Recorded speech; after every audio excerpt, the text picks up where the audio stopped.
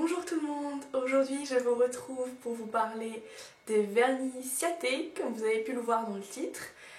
Donc récemment, enfin il y a déjà quelques temps, il y a eu une vente privée sur showroom privé de vernis Ciaté. Ça faisait un moment que je me disais que j'allais les tester et du coup j'en ai profité pour en commander quelques-uns et les tester.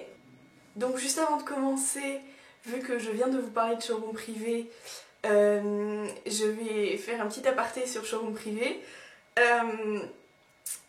C'est un site que j'aime beaucoup, on trouve de tout dessus, des vêtements, du maquillage, de l'électroménager, des voyages aussi, vraiment de tout. C'est un site que j'aime beaucoup parce que tout est minimum à 50%, voire 60%, voire 70%, 80% je sais pas, mais au moins jusqu'à 70%. Je vous laisserai le lien en barre d'infos si vous voulez aller dessus. Régulièrement il y a des marques dessus qu'on retrouve, donc là c'était la marque Ciaté, avant ça il y avait eu la marque Victoria's Secret, régulièrement il y a les shampoings Revlon, quoi je peux penser d'autres, il y avait une vente Accessorize dans laquelle j'avais découvert les produits Accessorize, du coup si vous voulez que je vous parle d'Accessorize n'hésitez pas à le dire dans les commentaires. Du coup, donc moi il y a un mois je pense, j'ai commandé des vernis Ciaté. C'est des vernis que sur YouTube on voit de temps à autre qui n'ont pas forcément de super bons commentaires d'ailleurs. Mais c'est vrai que c'est des vernis qui moi me tentaient. Déjà le packaging est mignon, puis il y a beaucoup de choix, de couleurs. Et c'est vrai que sur showroom privé, étant donné qu'ils étaient minimum moins 50%, ils étaient abordables. Parce que c'est vrai aussi que des fois les vernis Ciaté on n'ose pas trop parce que c'est pas donné. Donc je vais tout de suite vous laisser avec l'application des vernis et je vous retrouve après pour mon avis général sur la marque.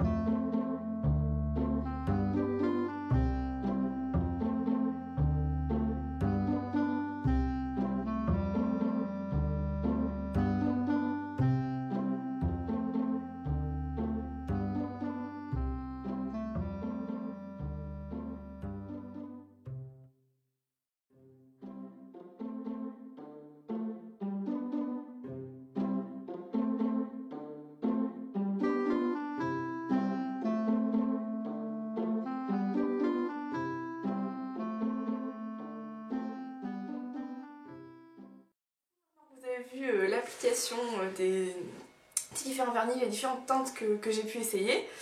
Ils sont juste là, derrière.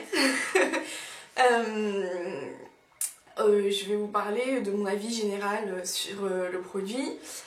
Donc au niveau de l'application, c'est vrai que c'est... Mais ça je le savais déjà avant de commander, c'est vraiment un truc qu'on retrouve souvent chez les youtubeuses qui parlent des vernis Ciaté, c'est que les pinceaux sont pas terribles. C'est vrai qu'aujourd'hui on trouve notamment, je pense à Sephora, des vernis pas si chers que ça, avec vraiment des pinceaux super pour l'application, avec un embout un peu plus plat, enfin vraiment pratique. Là c'est pas le cas, on a le bon vieux pinceau, vraiment pas pratique, vraiment difficile. Je sais pas si vous avez pu le voir dans la vidéo, mais par exemple sur la couleur bleue, moi j'arrivais pas à atteindre un des côtés parce que le pinceau voulait pas se plier dans le bon sens.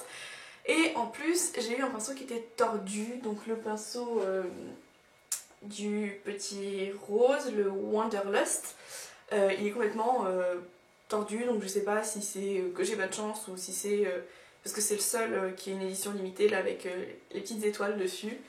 Je sais pas si c'est de l'édition limitée qui est comme ça ou juste moi qui ai pas de chance, mais c'est vrai que c'est un peu un cauchemar à appliquer. La deuxième chose, l'opacité. Alors bon, l'opacité pour les vernis, le vert, le rose et le bleu, elle n'était pas la même. Le vert pâle et le rose pâle, bizarrement c'est les couleurs les plus pâles, mais ça a été les plus opaques, c'est-à-dire qu'en une couche j'avais déjà quasiment la couvrance que je voulais. J'ai juste eu à rajouter une deuxième couche pour que ce soit parfait, mais vraiment c'est déjà pas mal. Le bleu, il m'a bien fallu 2 couches avant d'être sur la bonne couleur. Donc le bleu c'est celui-ci, c'est le Power Matching. L'opacité, pardon, la tenue, j'ai déjà parlé d'opacité. Donc on passe au point qui dérange un peu, la tenue. Alors je suis super mitigée sur la tenue. Parce que, alors je l'ai utilisé avec une base bis et un top coat Yves Rocher, donc vraiment pas les meilleurs du marché, mais je voulais vraiment voir si ça tenait et je suis habituée à ces bases là, donc j'ai idée de combien de temps tient un vernis normalement avec cette base là.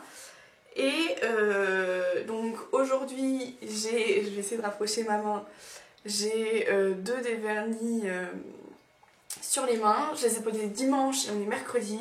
Donc j'ai posé le Wanderlust et le Fair and Square qui sont ces 2 petits là. Voilà, donc c'est un rose pâle et c'est des paillettes toujours dans les tons rose et argent. Et d'habitude en fait quand je mets des vernis à effet ou à paillettes, ils tiennent super bien et les autres doigts qui n'ont pas cet effet là tiennent pas et c'est assez casse-pied. C'est vrai que du coup je suis toujours là, est-ce que je refais juste les autres doigts ou est-ce que j'enlève tout, parce qu'en plus on sait très bien qu'enlever des paillettes c'est casse-pied. Et alors là pour le coup c'est totalement l'inverse, c'est-à-dire que le Wanderlust, donc le rose pâle, a carrément tenu et les paillettes commencent à partir en cacahuète. Je vais essayer de vous montrer mon pouce, je sais pas si vous pouvez voir là sur le côté, j'ai carrément, il m'en manque un bout quoi. Ça, et puis les paillettes, elles n'étaient pas si faciles que ça à appliquer en règle générale.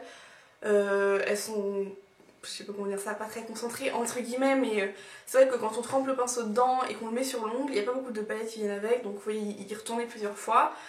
Et du coup, oui, assez déçue par celui à paillettes qui tient, mais vraiment vraiment pas. Et finalement, assez agréablement surprise par le Wanderlust. Il y a que j'ai 2 ongles où il a commencé à partir, mais j'ai des ongles qui sont une catastrophe en ce moment et qui du coup se dédoublent, donc c'est pas la faute du vernis, c'est mon ongle qui est pourri. Voilà. Du coup, le dernier point à aborder, c'est le rapport qualité-prix. Là-dessus, mon avis est un peu biaisé étant donné que je les ai eus pas à leur prix normal. Je pense qu'à leur prix normal, je serais carrément déçue. Parce que le pinceau est pas terrible, certes le packaging est mignon, mais la tenue pour la plupart est pas si géniale que ça. Donc je pense que je serais pas mal déçue si je les avais payés à leur prix de base. Après, moi là, pour l'ensemble de ce que j'ai, je les ai eus à 20 €, donc aux alentours de 3 € par vernis. À ce prix-là, franchement, oui, bah c'est pas mal, voilà. Donc finalement, j'ai un avis assez mitigé sur le produit. Je sais pas si j'en rachèterai ou pas en fait. Je pense que si j'en retrouve à moins de 70%, sans doute. Par contre, les acheter à leur prix normal, non. Ça vaut vraiment pas le coup. Ils ont beau être jolis, faire joli en décoration et tout ça. En plus, ils font joli en décoration, honnêtement, le fait que... je sais pas si je vous ai montré, mais du coup, sur le côté, l'épaisseur, c'est ça. Donc finalement, c'est très large devant et sur le côté, c'est très épais. Et moi, j'ai un rangement à vernis que d'ailleurs, vous verrez bientôt dans un DIY que je vais faire prochainement. Si vous avez testé les vernis Ciaté et que vous partagez mon avis ou pas, n'hésitez pas à le mettre en commentaire.